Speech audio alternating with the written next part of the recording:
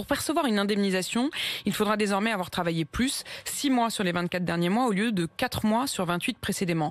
Est-ce que c'est bien ? Oui, c'est mieux. C'est mieux qu'avant, mais c'est très révélateur de ce qu'incarne ce gouvernement, une politique de rustine ou de sparadrap, dans laquelle on traite des conséquences et pas des causes. Bien sûr qu'il nous faut réformer les allocations chômage, mais au fond, qu'est-ce que nous disent les Français ? Avec force. Ils nous disent qu'il n'y a plus d'écart entre les revenus du travail et les revenus de l'assistance. Et le grand sujet français, l'un des grands sujets français, c'est la récompense du travail. C'est pas tant... C'est très macroniste de dire ça.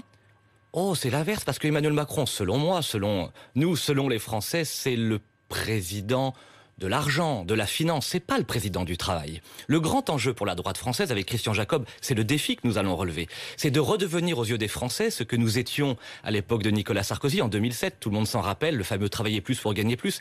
C'est remettre la valeur travail, sa récompense, récompenser les entrepreneurs, les artisans, les travailleurs, les salariés, les fonctionnaires, tous ceux qui bossent. Mais avec cette réforme de l'indemnisation chômage, c'est l'objectif que poursuit le gouvernement. Ils disent précisément que ce qu'ils veulent, c'est encourager la reprise du travail, décourager ceux qui pourraient éventuellement, et notamment parmi les cadres, qui pourraient éventuellement vouloir rester plus longtemps dans le chômage avec une baisse de l'indemnisation. Est-ce que ça, vous soutenez cette décision ? Je l'ai dit, c'est mieux, c'est une belle intention. Y compris celle-là, pour les cadres chômeurs ? Oui, c'est une belle intention, mais... je suis député de Loir-et-Cher. Qui je reçois dans ma permanence parlementaire ? Des entrepreneurs, des chômeurs, des travailleurs. Je vais prendre un exemple. Rodolphe Delors, qui est le patron du zooparc de Beauval, avec les fameux pandas dans ma circonscription. Il y a eu une baisse de la TVA, décidée par le gouvernement sur notre proposition il y a 2 ans. 120 CDI proposés aux Loir-et-Chériens. Seulement 50 ont trouvé preneur.